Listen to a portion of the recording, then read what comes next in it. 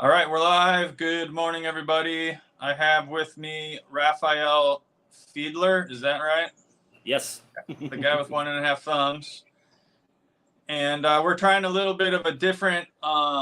Today, this is a departure from our normal, the way we normally do our stream. Normally, I'm in front of my icon corner, but I thought today that we would go out onto our porches because he's often seen on his porch and on his channel on the Orthodox Review. And I thought that maybe we could, the idea for the stream was to share a pipe. And so we've each got our respective pipes here. The topic of the stream today is going to be, we're going to be discussing our preferences and comparing our prayer books, our favorite prayer books and so forth. But before we get to that, Raphael, for those who are unfamiliar with you, could you please give an introduction to who you are? Well, for those fortunate enough not to have run across me on the internet, my name is Raphael. I've been Orthodox for 10 years. I was received into the church at St. Basil's OCA here in Wilmington, North Carolina, 10 years ago. I've dabbled in a little bit of everything. I tried being a monk, didn't work out so well. And so now I do YouTube, and I've been doing Orthodox Review now for 3.5 years. Our main focus being on prayer books, liturgical texts, Psalter translations, and then various and sundry books and items, some products. Definitely on the right-leaning side of things. Not so much progressive nonsense going on. I am recently disabled. And so I sit out here a lot with the fan on and just keep an eye on God's artwork. That's the long and the short of it. Okay. I'm actually later. I might in a little bit. I might ask you about your monastic aspirations because that was one of my interests. I thought I was going to become a monk at one point. It doesn't look like I think a lot of converts kind of go through that phase where if you're single, it's been a couple of years, you're like, oh, hesychasm. Let's give that a shot. And not that there's anything wrong with that, but I think it's a lot more common an aspiration with single Orthodox male converts than people realize. Yeah, I guess it is. The number of monastics is still pretty low. Like a lot of monasteries are like, we don't have any monks, we don't, please come to our monastery. For example, like Orthodox Broomer Grandma, shout out. She's in the chat. Hey, what's going on, girl? She lives like 20 minutes from a monastery in California, and there are no monks in the monastery. What? There was 2 and they died. And there's one women's monastery that is going to be established there, I understand. I don't know. I think that's all I can say. Well, so wait, the men's monastery, what jurisdiction are they in? It's Rocor. Really? They're both Rocor, yeah. That's a bummer. Because, of course, me being attached to Hermitage of the Holy Cross, sometimes they have to turn people away because they don't have any room. So yeah, it's kind of disheartening to hear that. Well, to hear that any monastery struggles like that. I got a buddy up in Ohio that I talk to on a regular basis, and he's friends with a nun that was attached to Seraphim Rose of blessed memory, and she's in the Greek Archdiocese for whatever reason. And her monastery, she was the only one there, and so she's kind of reduced to being in like a detached garage apartment on someone's farmland, and the Archdiocese just will not do anything for her. Just sad. So it's this weird balancing act where it's like you have a lot of people that want to be monks. They don't necessarily make it, but then also you have monasteries that are super popular, like all those Ephraimite monasteries, let's say, or like Holy Cross or Jordanville. But then there's an insane number of small monasteries and skeets in North America that people just don't realize are there. And some of it is like, okay, I get it. They're supposed to be detached from the world. But some of it's like, people can't help if they don't know you're there. So I'm hoping that some of them kind of come out of their shell a little bit more, and, kind of Sure. shill on the internet if you got to, Yeah. Yeah. just to let Yeah. people know you're there. Yeah. If for any other reason, then that's it. They're praying for you. So you wanted to go to the Holy Cross. I actually visited there, thinking about going there too, at one point. Yeah, I started visiting there almost immediately upon being received into the church. It was August or September of 2013, the first time I went there, and I was there regularly from then on, at least once a year, for about 3 years, and then I went and stayed for like a month once, and then I went for the big stay, which I thought, okay, I'm going to be a monk. That's it. And that lasted about 5 months, and it just didn't work out. Not for nothing negative. It just didn't work out. Sure. But since then, that's always kind of been my second home. In a lot of ways, that's still my family. I was just there last week again. To catch up with everyone and pray and just well, I had to talk to Saint Pantaleimon a little bit.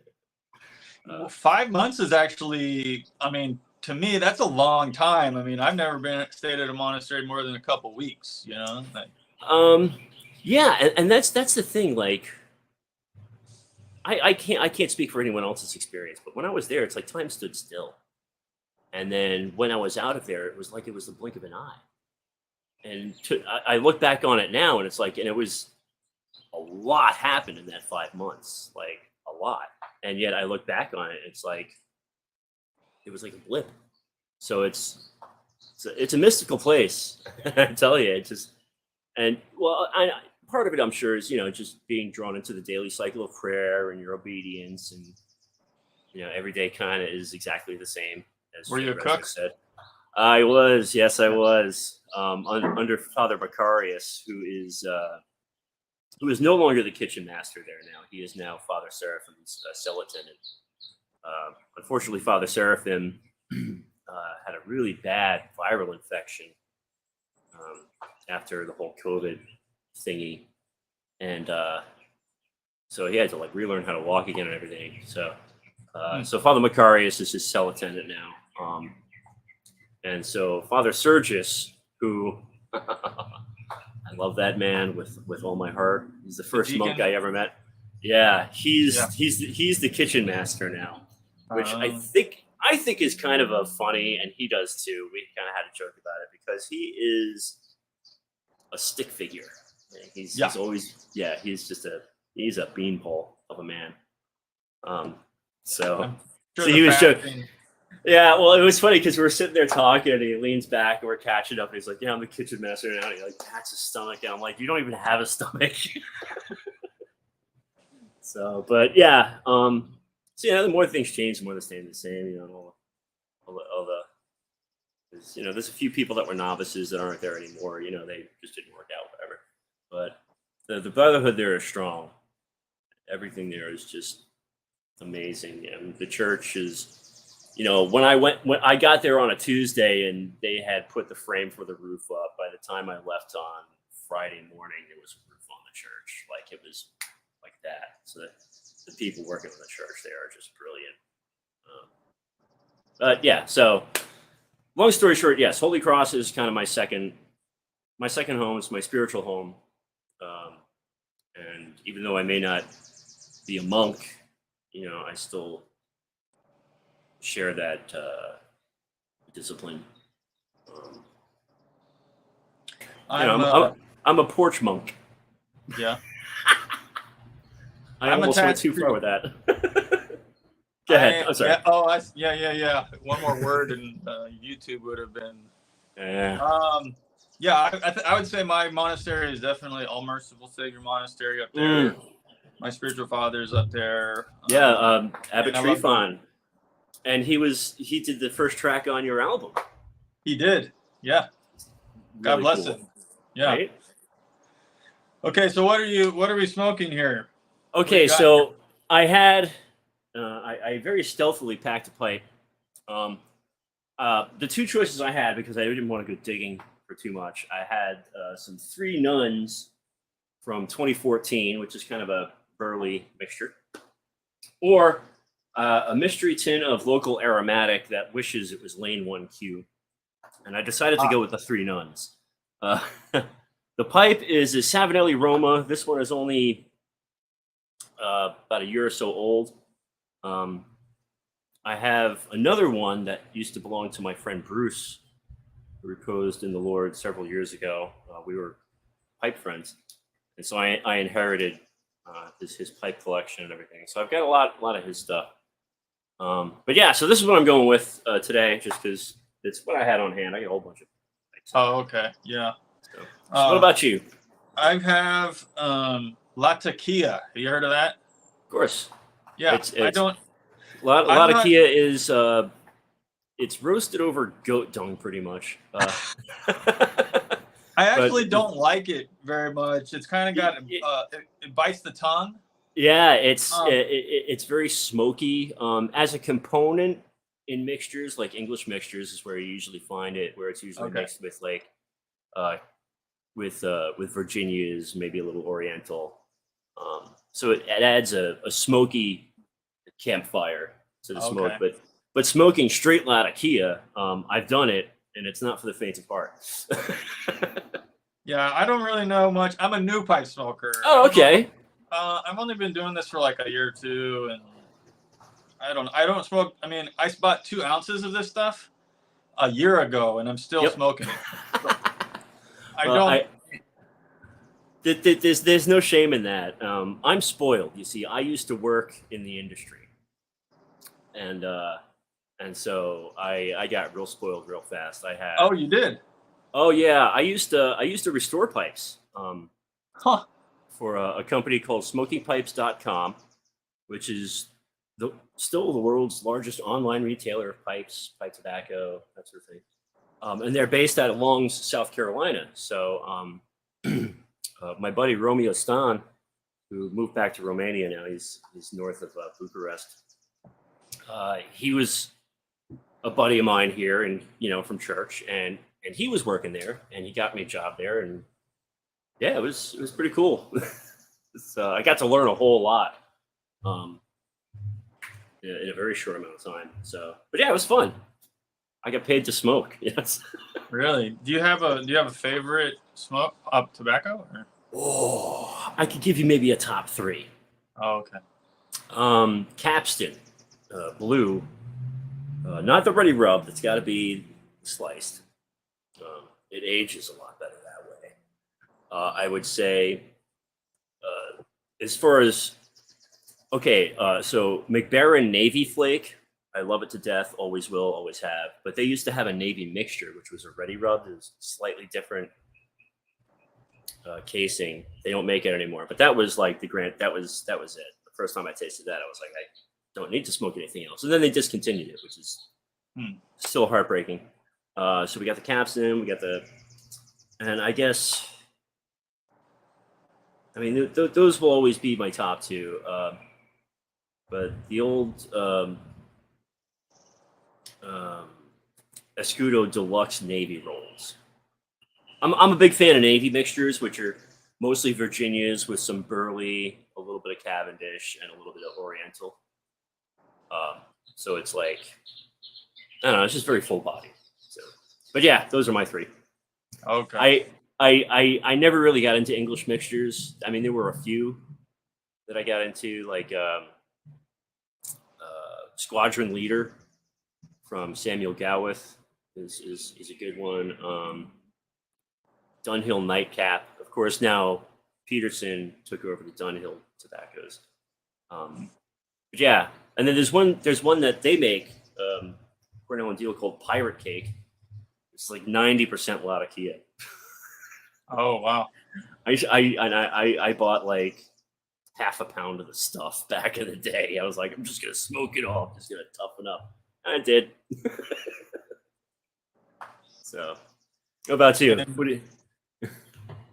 I've only I've only ever tried like the basic ones. Like started with Lane 1Q. Yep. I like that. I tried Peterson early morning. Yeah. So That early morning, that used to be that was formerly a Dunhill tobacco. When Dunhill shuttered their tobacco production, they sold it to Peterson. So just a little history lesson on the tobaccos. But yeah, that's good stuff. But that's another English blend, Latakia. So yeah. And I guess the other one I tried was just a black. What was it called? Captain Black. Hey, that's like my favorite drugstore tobacco. Yeah, it was pretty good. I think yeah. I mean, the Lane 1Q probably wins out of those three. Oh yeah, that one's a classic. That's one my grandfather smokes. So it's yeah. And I'm drinking coffee from All Merciful Savior Monastery. Oh well, you got to. Unfortunately, I ran out of Golden Mouth coffee, so I'm drinking whatever Lidl sells, their store brand. And if you know how to brew it, and even a bad cup of coffee can be a good cup of coffee. If you know what you're doing. Yeah. Fire it up.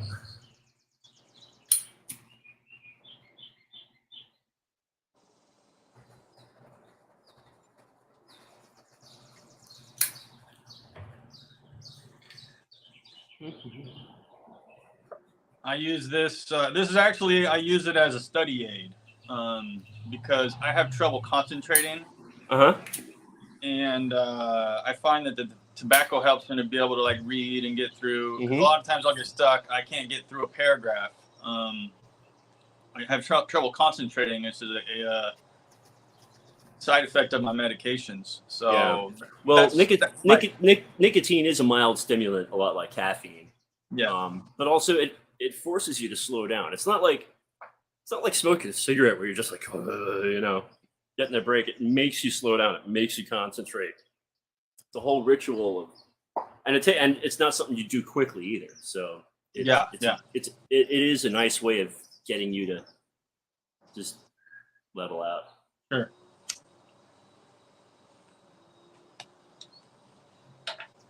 Oh yeah.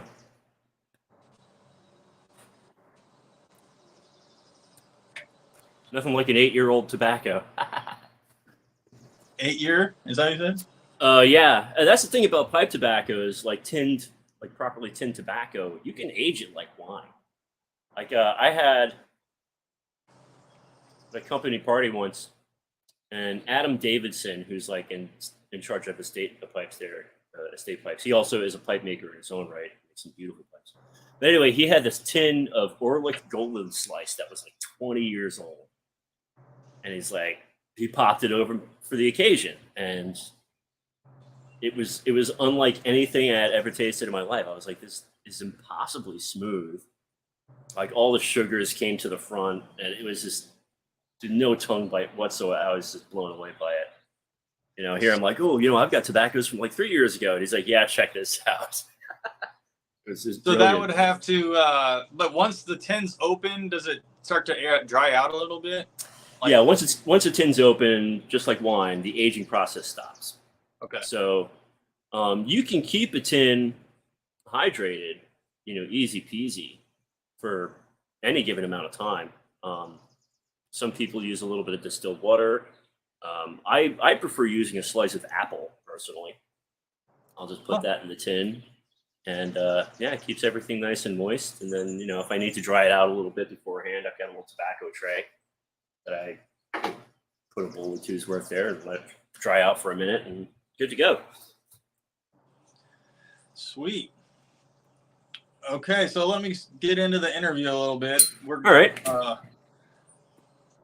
First, I want to know about you a little bit. How did you start your channel? How did that inspiration? Where did the inspiration for that come from? It was kind of a twofold thing.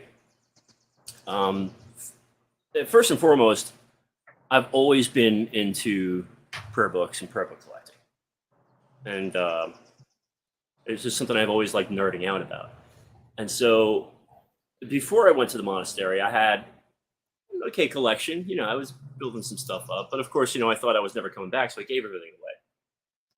And so when came back into the world, you know, I started slowly getting books back, and then all of a sudden, like a whole bunch of new publications were coming out, and I was like, oh man, this is great, but I've got no one to talk to about this stuff. No one locally really nerds out like that about it, like I do.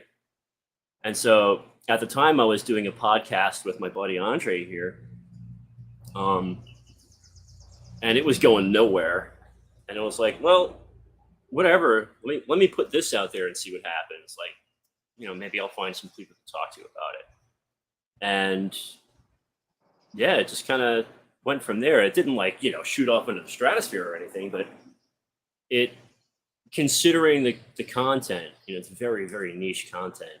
It grew well, and I started getting to talk to a lot of people about books, and people that were just as dopey about it as I am. And so over the years, you know, I've made a lot of really cool friends. I've gotten to talk to publishers, you know, and authors and stuff. It's like getting on the phone with David DeYoung from Legacy Icons and talking about Ephraim Lash's translations. Like that's like a normal conversation for us. Like, that's cool. Or talking to Father Michael over at New Room Press and just like joking back and forth with him about translation stuff, books, and what's going on. Like that gives me goosebumps, because that's my idea of a good time. That's fun for me. So over the course of time, it's also afforded me to amass this, you know, this pretty serious collection of prayer books and liturgical books and psalters and Bibles and all sorts of just really, really cool stuff that I never thought I'd be able to get my hands on. And it's always growing, because I'm always finding like, oh, I don't have this edition. So it's, but what's cool now is the community that's around it, you know, especially on the Discord, you know, watching these other cats in there like, oh, you know, check out what I found when I was in like Minsk, whatever. And it's like some really, really rad old liturgy book or whatever. I've got some Slavonic liturgy books that like from like the 1930s, you know, from like New York or whatever. It's like, this is really fun stuff for me, you know? You know, because I'm not educated at all. I barely graduated high school. So I'm not the most well-informed when it comes to, oh, well, the Greek really means this, and so this line should be this. I'll leave that up to the other people. I just like looking at the differences and being like, oh, wow, you know, I get why that's there. Yeah, it's just fun. It's fun. Yeah. I get a benefit from my channel too, because I get to interview people and learn from them and ask them questions. It's really been, I mean, I'm sure it helps people who watch, but it also helps me. I get to learn. I probably learn the most out of anybody. So you seem to know a lot about books though. You know about bindings and fonts and that kind of stuff. Did you have some sort of background in that? None whatsoever. It all comes from being materialistic, turning a sinful aspiration into something that at least can serve God. You know, because I like having stuff. You know. Okay. And so if I have this stuff, it's like, but if I'm helping other people with this stuff, then at least I'm doing something halfway good with it. But no, I've got absolutely no background in bookbinding or publishing, or I've hung out in a lot of bookstores. That's that's the extent of it. My priest, on the other hand, he's a real go-getter.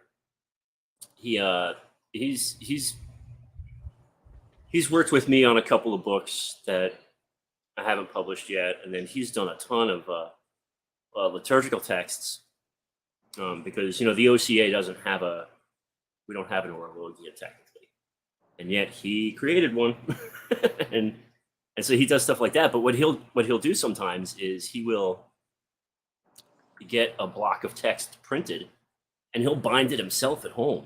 And he actually gave me, oh man, I should probably go grab it in a second just to kind of show it off.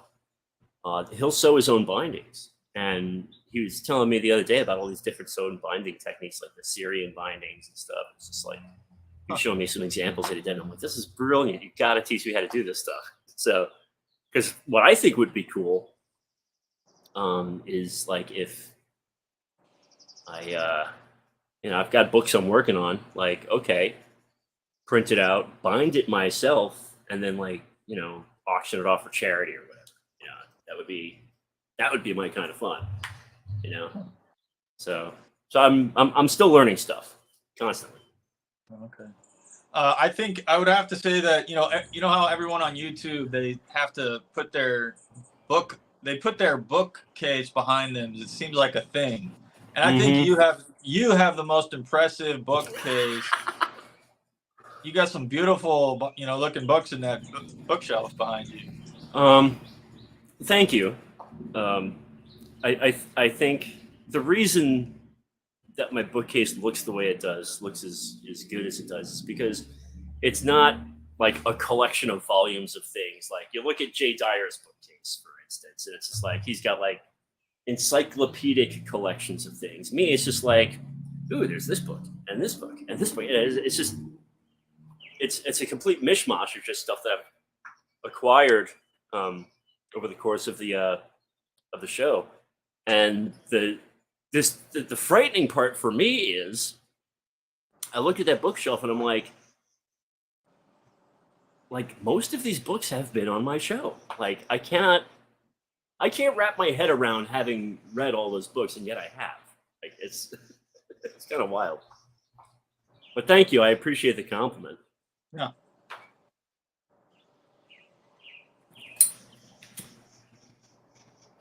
It is no shame to relight your pipe. Nope, none at all.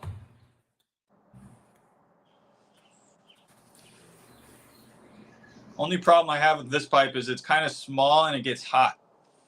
Yeah, well, a lot of that has to do with the type of tobacco, how fast you're smoking.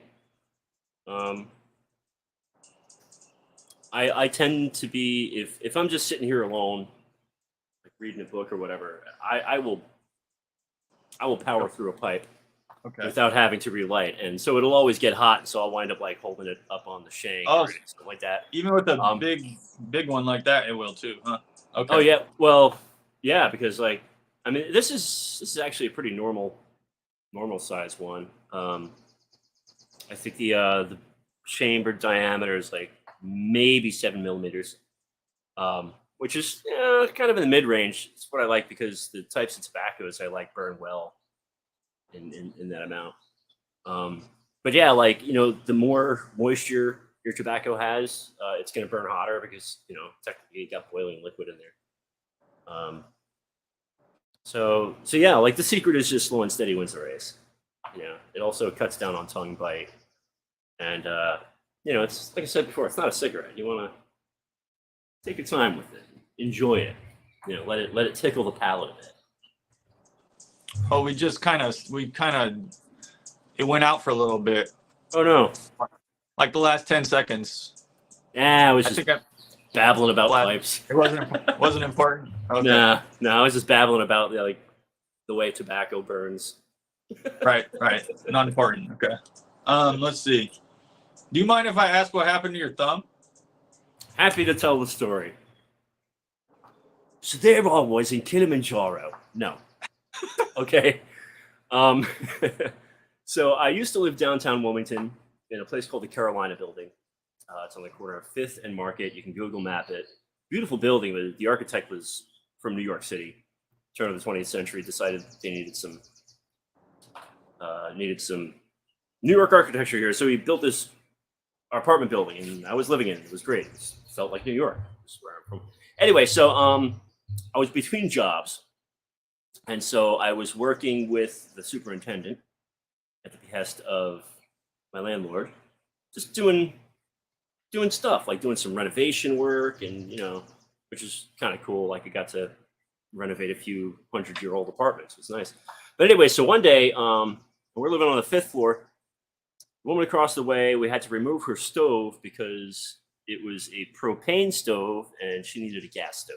So instead of just buying the converter, like a smart person would. They were like, okay, let's take the stove out, put it in the basement. You can't get to the basement with something that big from inside the building. You have to go outside of the building, down some steps, and into a door. So the guy I'm working with, God bless him, he's not a bad guy. He's not a bad guy. He just sometimes doesn't like to listen. So we have this thing. Hold on. You stopped. It froze for the last 10 seconds again. I don't know what's going on. So you said it was in the base. You were in the basement of the building. Yes. And then what? So we have to get it to the basement. So we got it on a dolly. It's a step up and then some steps down, which is kind of annoying, but it's okay. But he would not listen to me about going down, the normal way you would.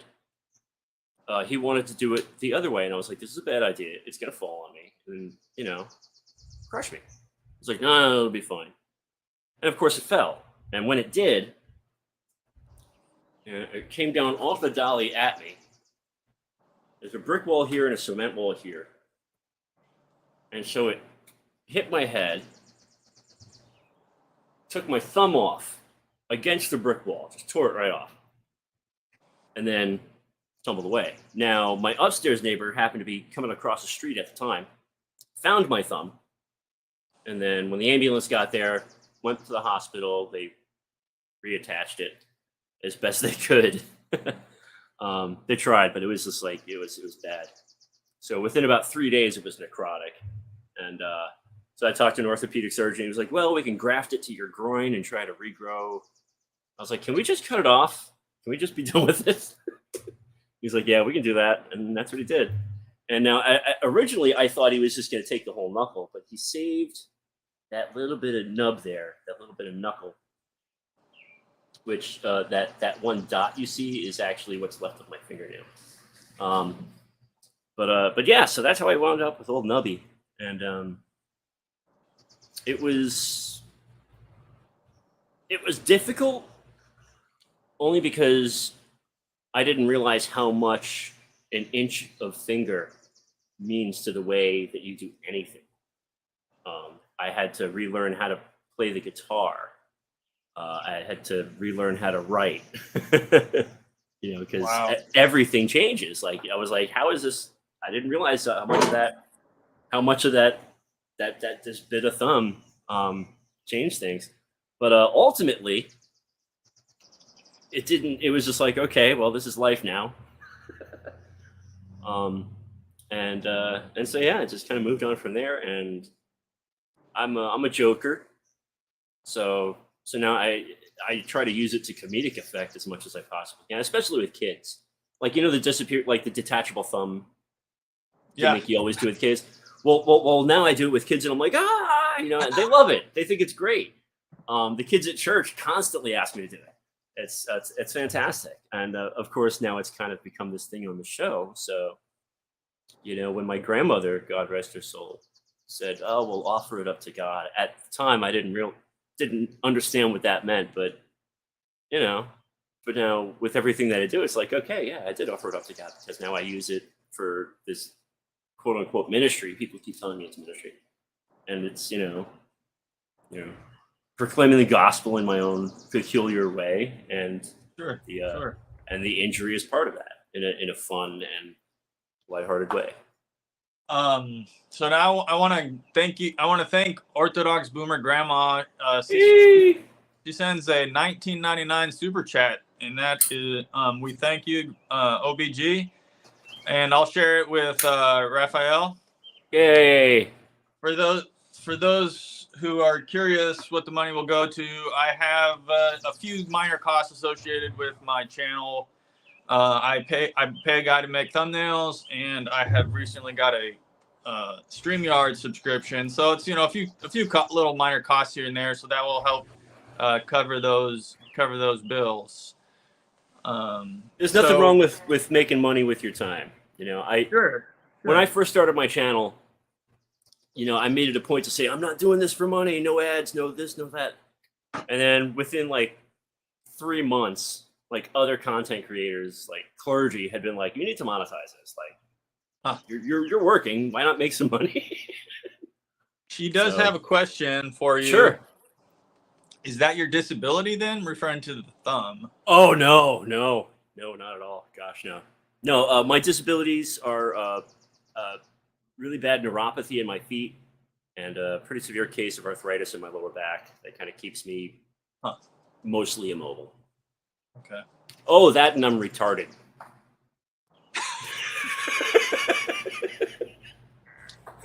Ever so slightly.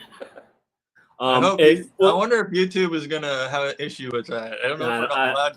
I don't think so because, technically, I am a little bit. Oh, okay. I do struggle and am medicated for depression and anxiety, pretty bad. Like there was a point where I couldn't even leave the house, like bad. So technically, yes, mental illness is part of it. So I can call myself the R word. I'm not sure. OBG is saying read the message. I read her message. I'm not sure. Maybe she means that horrible Bible translation. Oh, the message. Gotcha. Okay. That Bible. Speaking of Bible translations, what is the best Bible to read? The one you read is the best. I will say that about anything. Really, especially for books. But as far as Bible translations go, all right. People love to get into this on my Discord a lot too, because unfortunately, in the English language, the only complete Bible that we have with the Septuagint Old Testament and then the New Testament is the Orthodox Study Bible. So if you take that out of the equation, it's like, okay, as an Orthodox Christian, what translation or translations do I go with? I am partial to the King James. I'm actually, a buddy of mine sent me a copy of the King James from Thomas Nelson. So this has been my daily Bible now, because it's just been forever since I've read the King James. But just for reading, I would say the EOB, Eastern Orthodox Bible, is probably one of the best contemporary translations out there, because it's done specifically by Orthodox translators, and it's a really good and faithful translation of the New Testament if that's what you're going with. There's the print-on-demand version you get on Amazon. It's the translation that New Rome Press uses for their portable. It's also the translation that Legacy Icon, St. Ignatius Orthodox Press uses for their publications. So their Gospel, Apostol, and Prophetologian and all that is that translation.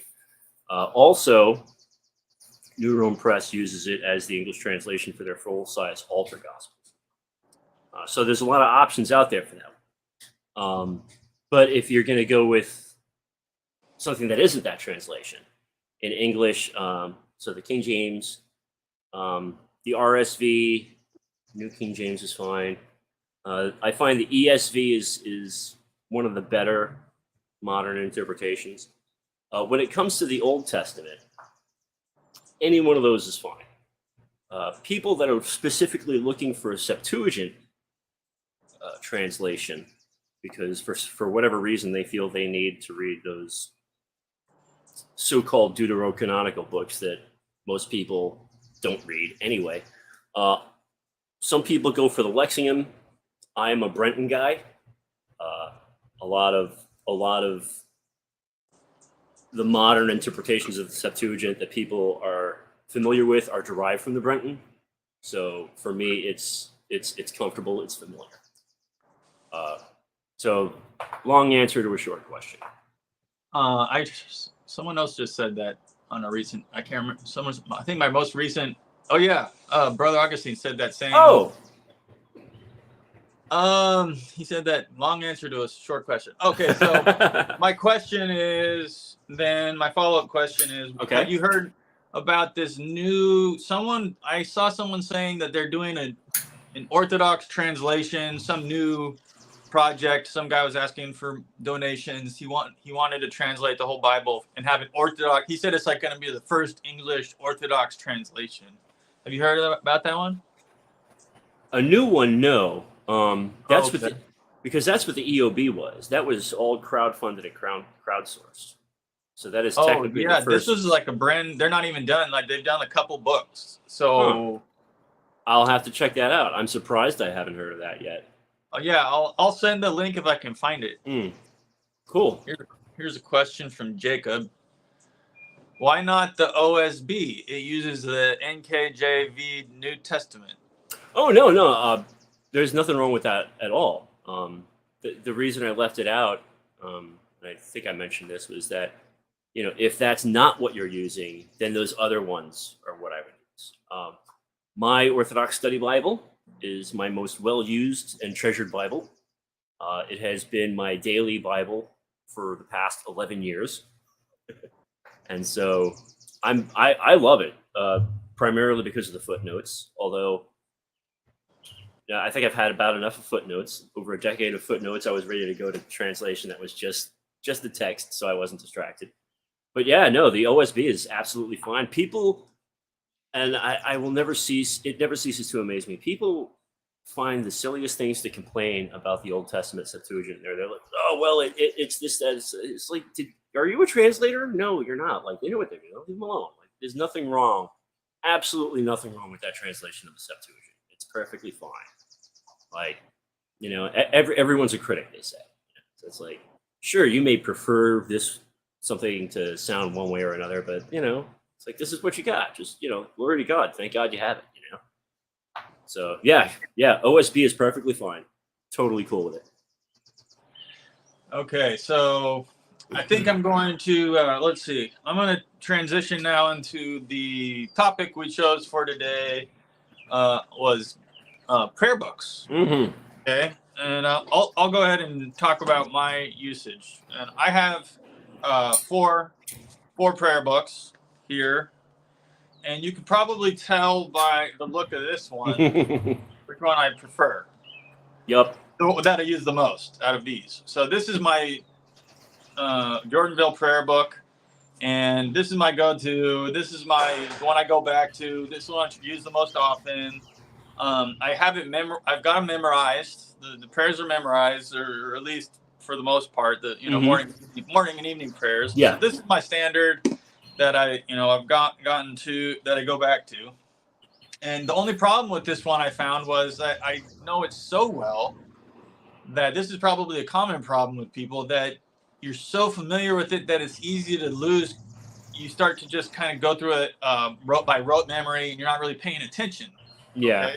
And this is common. You'll run into this after a few years of using one specific translation. Mm-hmm. So I started picking up a couple others, and I got my next one was, this is usually red, called the Little Red. Little Red, yep.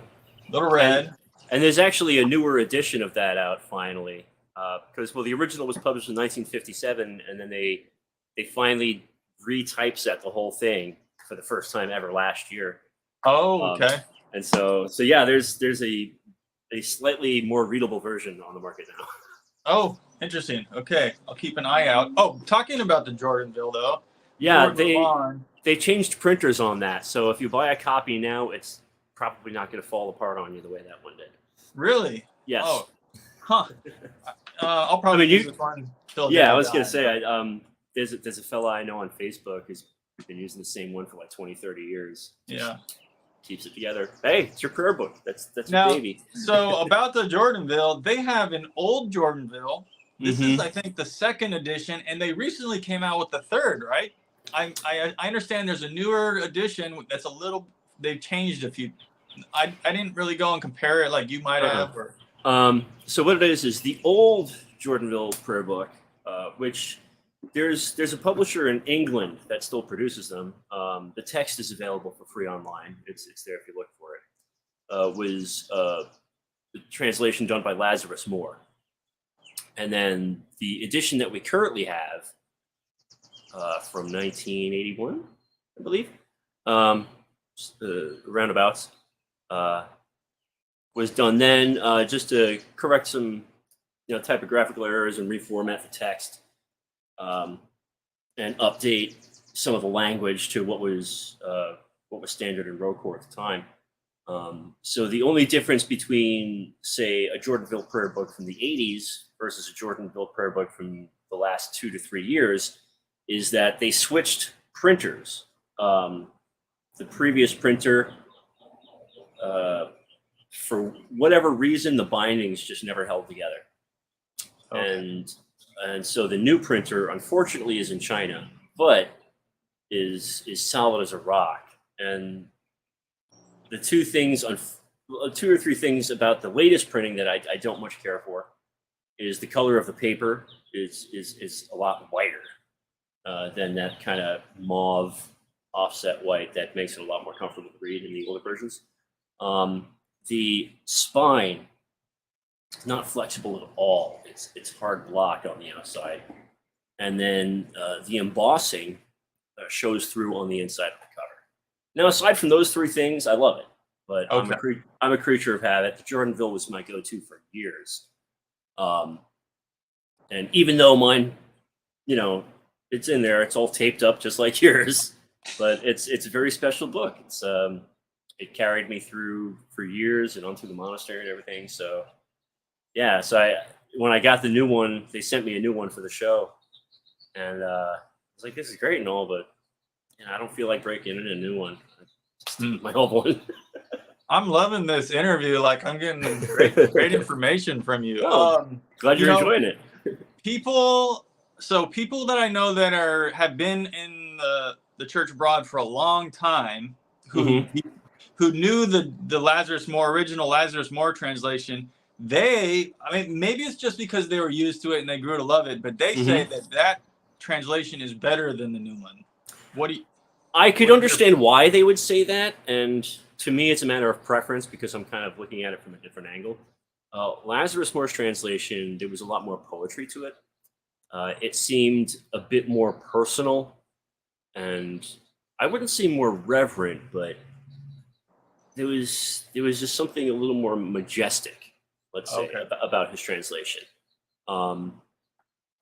And plus, you also got to realize, like, if you grow up with something, if you're used to a translation for years and years and years, and you go try to change it, it's going to be uncomfortable. Right. For instance, when I first came into the church, the translation we were using in our parish was the Boston Psalter, Psalms, Holy Transfiguration Monastery. So for years, that's the only translation I dealt with. When I was reading in church, it was that. When I was reading at home, it was that. And then they changed it on us. And this was years ago. It was like 7 years ago. They said, no, you got to use the RSV. And I'm like, stumbling over it. And so I hated it. And that was only after 3 years of being used to something. So like a prayer book, this intensely personal item that you use numerous times a day, if you were to change that, that would be jarring at the least. But yeah, no, I think there was an inherent beauty in his translation that is lost in the current one. I don't think it's a detraction at all. But I think it was just this beauty to his that kind of touches you. Yeah. Question comes up. What is the OCPM? Orthodox Christian Prison Ministry. Oh, and Jacob says that they print a book of hours that is modern English. And it's an awesome prayer book. I don't have a copy, primarily because it's just I haven't gotten around to it yet. But yeah, they actually the OCPM prints a lot of stuff.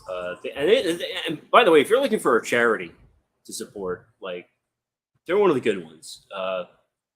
Father Sarah from Holland does a lot of work with them, where he goes to a prison there in Texas, and people have converted and been baptized in there, and so our Lord admonishes us to visit the prisoner in the gospel. So for us as Orthodox Christians to ignore anything at all, whether it's a druggie on the corner or a prisoner or someone in the hospital that got hit by a car and doesn't have local family or whatever, like, these are all people we're supposed to be ministering to. And so because of that, I'm a big fan of the OCPN, because I could have been on the other side of that equation. Like, statistically speaking, I should be dead or in jail based on my past. So yeah, I've got a very special place in my heart for the ministry. Who is the publisher that still prints the old Jordanville prayer book? Off the top of my head, I cannot remember. They are a British publisher, and it is disturbingly expensive. That much I can tell you. Okay. I don't have the information like right here. Well, maybe I do have it right here in front of me. Let me check something real quick. I think you can find that at a local bookstore in a parish that nearby here. Maybe I should pick it up next time I see it. Yeah, if they actually have it. I'm actually looking through my tabs right now that I keep all my book stuff in. I don't think I have. No, unfortunately, I don't have the link right now, but I'll find it and make it available somehow. Sure. After the fact, I can always put it in the comments. Yeah, that'll work. Okay, so moving on to the pocket prayer book with the little red book. Little Red. I picked this one up. I use this one when I'm like, when I'm tired and I don't have, the Jordanville takes like, 15 minutes for your evening prayers to get through that. And so if I'm really tired and I know I'm not going to be doing a good job concentrating, I'll just use this one. It's fine. Get through your prayers. It only takes 5 minutes. That's mostly what I use that one for. And as a side note, that prayer book, and it's only the Antiochian books I've ever seen this in, has a set of prayers in there that every single prayer book should have. And those are the prayers upon entering and leaving the church, and the prayers to the icon of the Lord and the Theotokos. Now, those prayers are taken from the entrance prayers for the priest and deacon and bishop, but they're good for everyone to know. Okay. Entering the church. So, little gold coin in that book. So, all right. So just to answer this question, is that the Antiochian one? Yes, that's the Antiochian. I think I had a question back here. Now, this is a little off topic. Okay. Fionor says, are Protestants saved in the Orthodox view? We don't know. Yeah. The saying goes that we Orthodox, we know where the Holy Spirit is, but we don't know where it isn't. So yeah, do with that what you will. Yeah, we don't judge. So, I mean, it's not ours to judge. That's God's judgment when time comes. So let's see. Next one, I bought this at your monastery, the West Virginia monastery, Holy Cross Monastery. This is from St. Vladimir Seminary Press, and this is actually a good one. It's kind of I think of this as in between the Jordanville and the Little Red book, because this one Jordanville takes 15 minutes. This one's about 10 minutes, and the Little Red's 5. So depending on how much attention span I have, that's how I decide between these. You have anything to say about that one? Yeah, there's a really cool. There's some cool history behind that book, actually. As you might have noticed, Father Alexander Schmemann wrote the intro to that.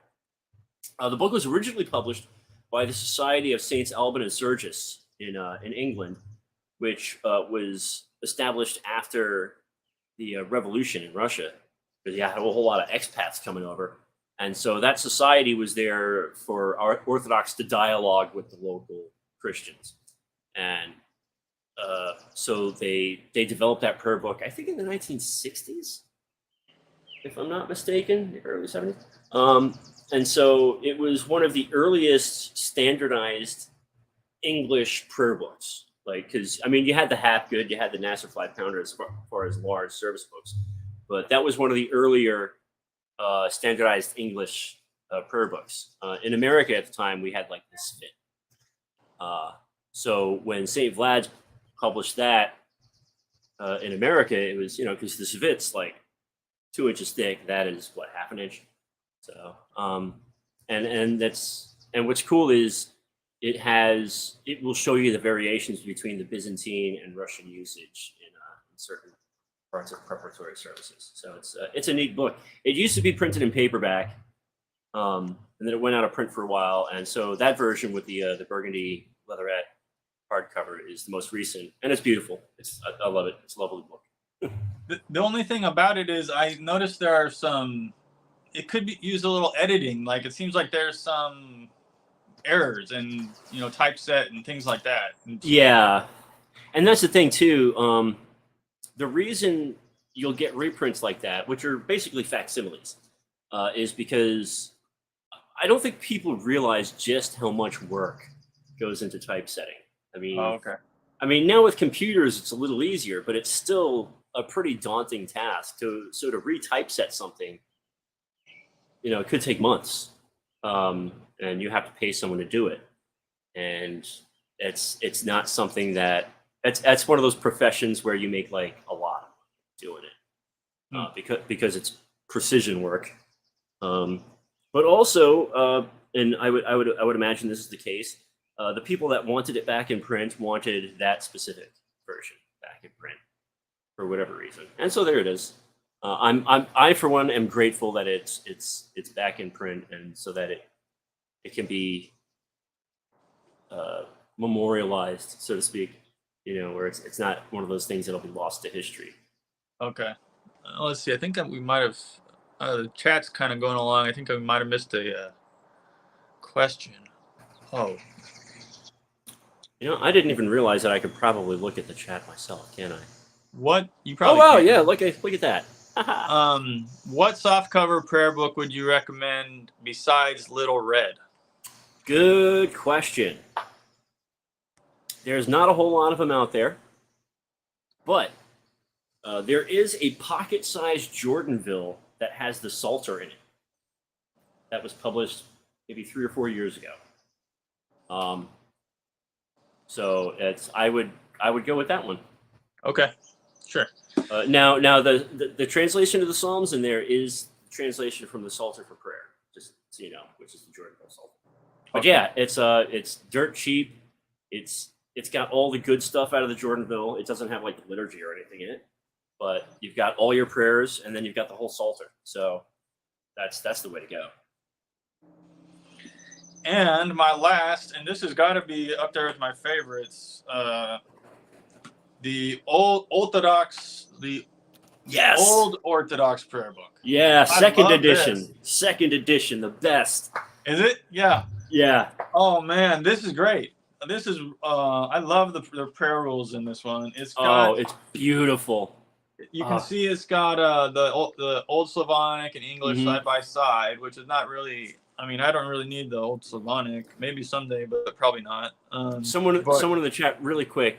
Sure. No, it's not a Hatchet Man tattoo. That's the Social Distortion logo. If you're looking for some good old fashioned rip roaring rock and roll, go listen to some Social Distortion. I know the Hatchet. I know the Hatchet Man. I know what that is. Oh, so do I. Which is why I don't have one.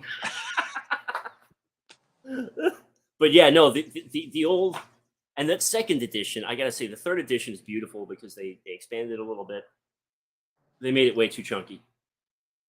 The copy you have in your hand right now is so much more comfortable. This is a wonderful prayer rule. This one takes longer. It's like half an hour almost, but it's like the commemoration of the saints and the litanies that are in there.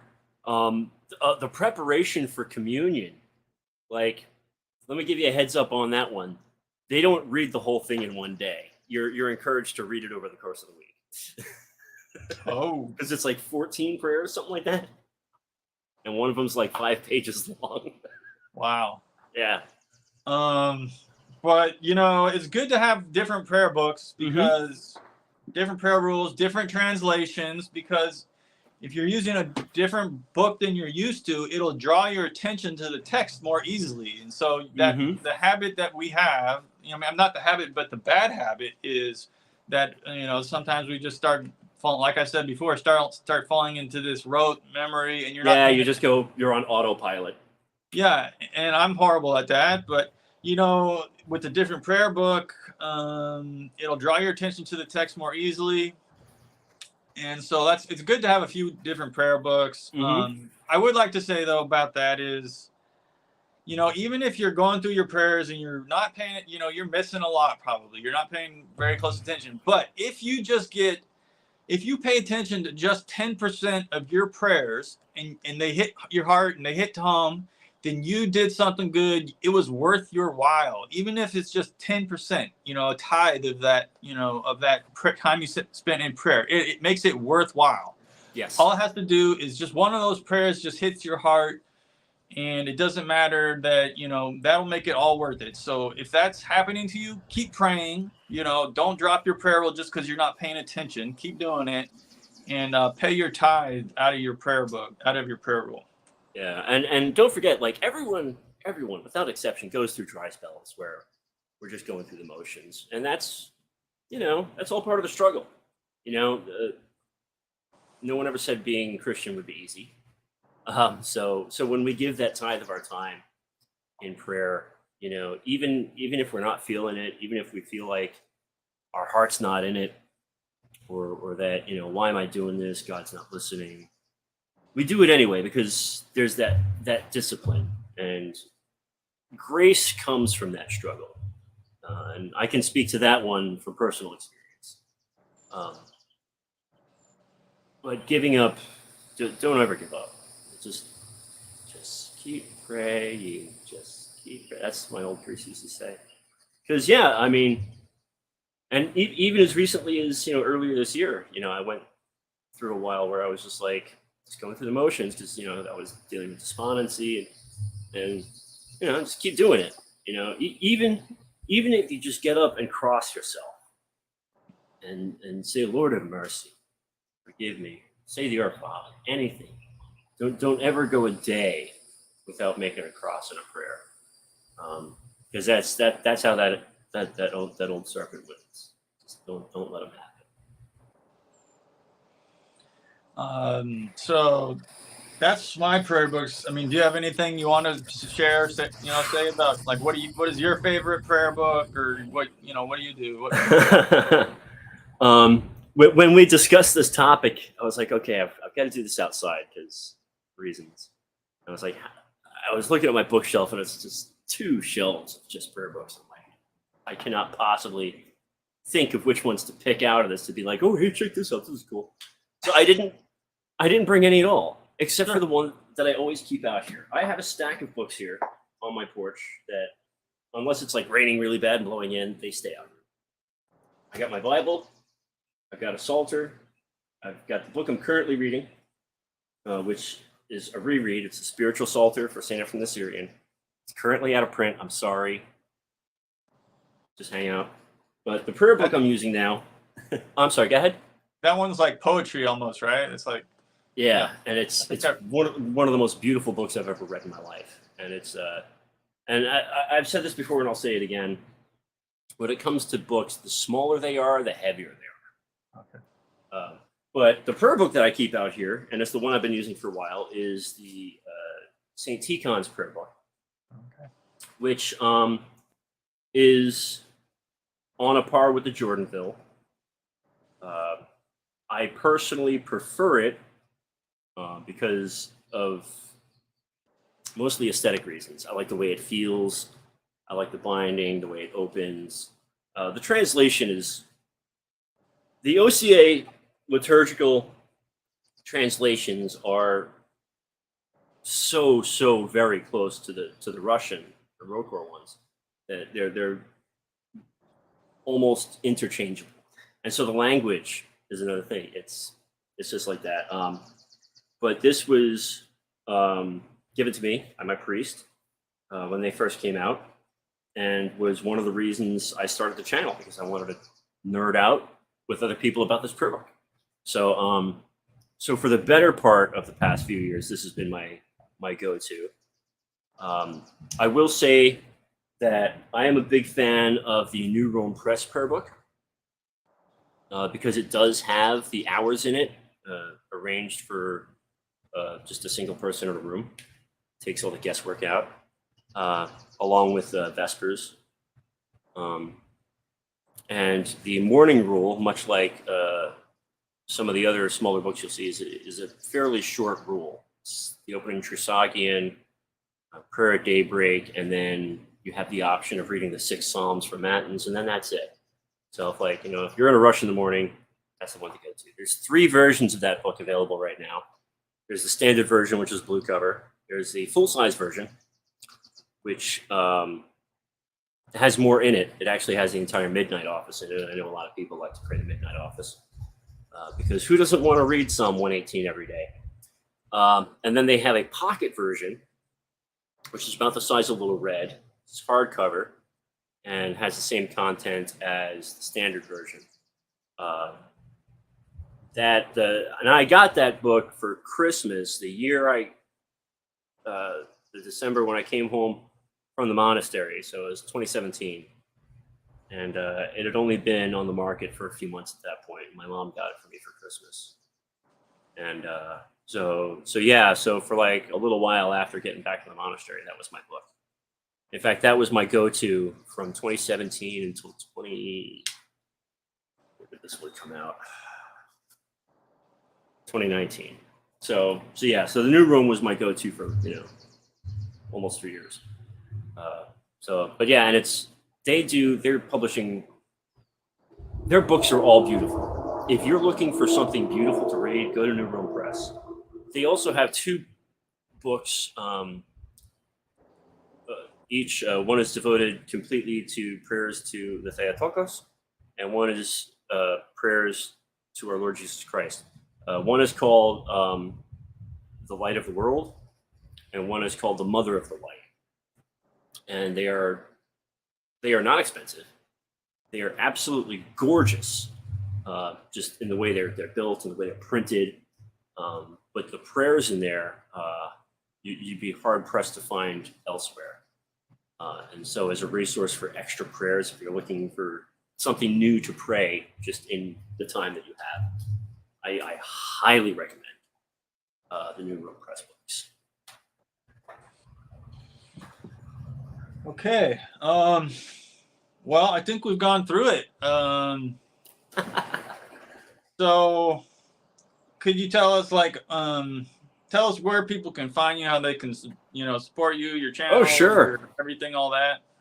Orthodox Review on YouTube. Through there, you can find me on Patreon.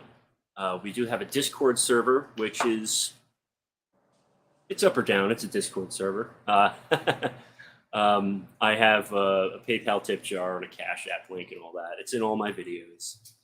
I've been doing a lot of shorts lately, so there's that. I've got a new episode coming out tomorrow on a Coptic Book of Marian prayers. I've got an episode that I'm just about done editing on the old Antiochian service book, which is going back into print soon, I believe. But yeah, YouTube is mostly where I'm at. You can find me on Instagram, Orthodox_review_. I post there occasionally. I think that's it. And with your Patreon, what do people get? Do you give them extra stuff like contents? Or? Yeah, I make sure that if I have content edited and done, they get first crack. So early access whenever available. I try to at least occasionally put up exclusive content. So for instance, there's a couple of episodes that are just exclusive to Patreon. There's complete prayer rules on there, audio and video prayer rules, acathists, all sorts of stuff. So there's plenty of exclusive content. It's not always consistent, but I try to make sure I'm putting something up there so that I don't feel like I'm just taking people's money. Sure. Although I do have to say, if anyone of my patrons is watching right now, thank you for keeping my lights on. Because if it wasn't for my channel supporters, I'd be living in a tent. So yeah. your channel. I like your channel. You are kind of I feel like you're a mainstay, and you also are. I think you're cut out for it because you kind of have a interesting character. I think. I was probably just dropped on my head as a kid, and this is the result. No, I've always wanted to be an entertainer. That's why I started playing music. Oh, you were a musician too, huh? Oh yeah. I've been playing guitar a long time, and it doesn't show because I'm still not that good at it. But yeah, no, I was playing in bands for years and years and years. Huh. And I just, as a typical, low self-esteem middle child, I just want everyone's attention, and so I guess it comes through. Guess what? I'm a middle child too. I guess it's no coincidence. Yeah. Cheers. So yeah, and again, much like with my greed when it comes to collecting books and turning that into a ministry, my unchecked egoism and my sinful nature to want to have people's attention and be important. I take that and I try to twist it as hard as I can into being something that glorifies God instead of me. Plus, it's easy to do when you love God.